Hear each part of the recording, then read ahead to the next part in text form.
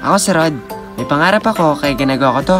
Kaya tara, samahan niyo ako. Hi mga karod! Ngayong araw nga pala isisimba na naman ako. May nagimbita nga sa akin ng ibang church mga guys, kaya magsisimba na muna ako sa ibang church. Pero ngayon nga lang to mga guys kasi may church group na ako. Pero isa lang naman ng Diyos na sinasamba natin mga guys, kaya pumayag na ako. Matagal na nga ako iniimbitan dito sa church mga guys, kaso hindi ako nakakapunta kasi sobrang busy ko. Pero yung busy nga na yun mga guys, yun napupunta lahat kay God. Medyo matagal na nga itong video na to mga guys, ngayon ko pa lang na-edit. Pagpunta nga namin dito sa church mga guys, pumasok na kaagad kami. Abang papasok na ako dito mga guys, medyo kinakabahan ako kasi hindi ko lahat kilala yung mga taga dito. Hindi ko na nga na-videoan yung nangyari sa loob ng church mga guys kasi umuwi yung kapatid ko. Umuwi nga ang kapatid ko mga guys, nadala-dala ang camera. At pag uwi ko nga ng bahay mga guys, pinagalitan ko yung kapatid ko kasi hindi niya binigay sa akin yung camera.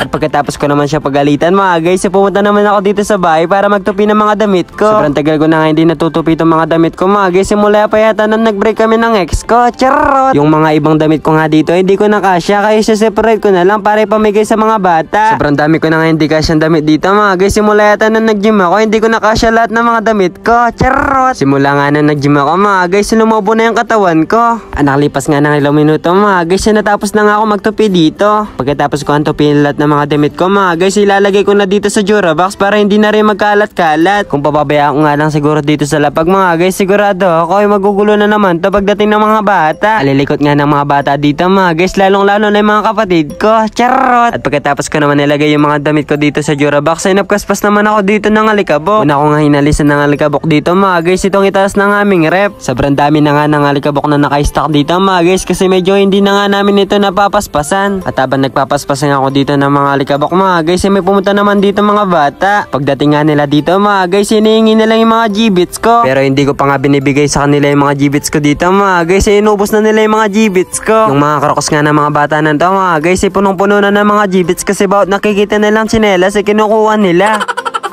Tignan mo nga yung mga krokos ko dito mga guys, kahit isang G-bits wala na silang tinira. Pagkatapos nga ubusin lahat ng mga G-bits ko ng mga bata mga guys, bumalik naman ako dito sa bahay para magwalis. Wawalisin ko nga dito lahat ng mga kalat dito mga guys, lalong-lalo na sa mga sulok-sulukan. Lagi nga makalat dito sa bahay mga guys kasi yung mga nakatira dito ay alas mga bata pa. Charot! At habang nagwawalis nga ako dito mga guys, may nakita nga ako dito ng dinosaur. Yung nakita ko nga dinosaur dito mga guys, medyo bata pa kaya pinulot ko na lang kasi hindi naman siya mukhang nangangagat. Sa buong buhay ko nga mga guys, ngayon pala ako nakakita ng baby dinosaur na kulay green. Charot! Tinabi ko na muna dito yung baby dinosaur mga guys kasi ulamin ko siya mamaya, sakto-sakto nga wala kaming ulam. Charot! Pagtabi ko nga ng baby dinosaur mga guys, may nakita naman ako ditong baby wipes. May baby wipes nga dito mga guys kahit wala pa akong baby.